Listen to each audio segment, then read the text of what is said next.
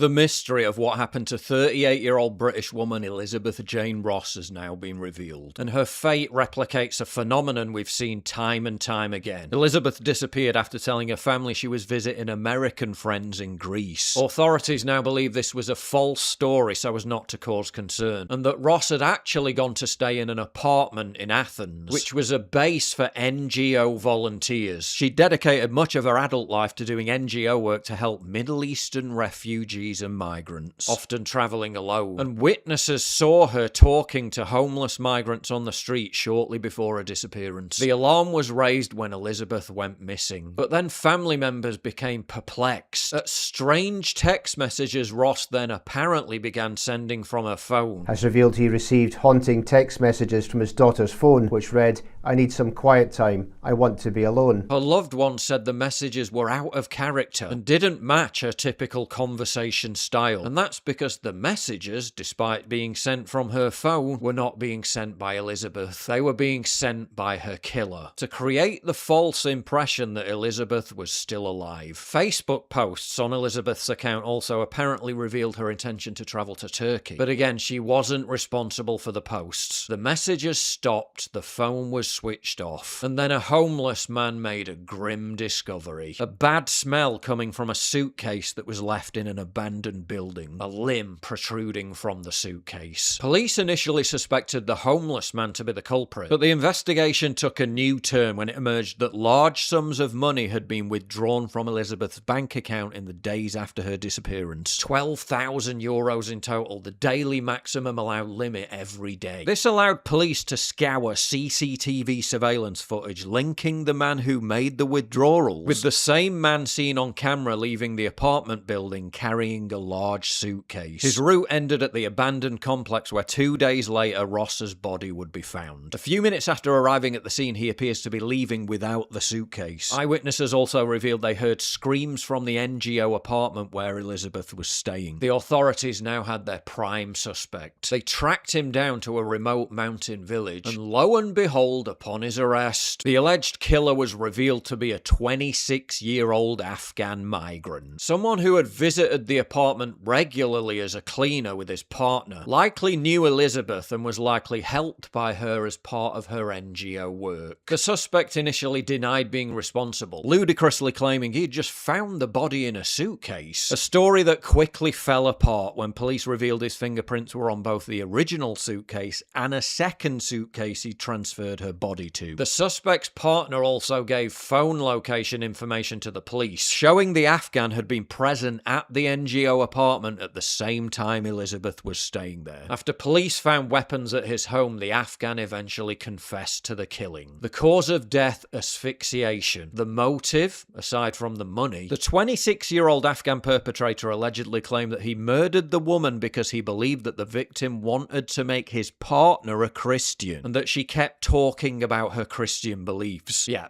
Apparently that was enough for him to end Elisabeth's life and stuff her body in a suitcase. It's also being reported that Elisabeth had previously visited her killer and his partner's home in Keratsini. Police say her killer was likely someone who knew her, meaning she'd likely tried to help the Afghan in some way through her refugee volunteer work. The killer was linked to Ross through her volunteer work with refugees. He is believed to have met the 38-year-old through her work helping refugees. Yep.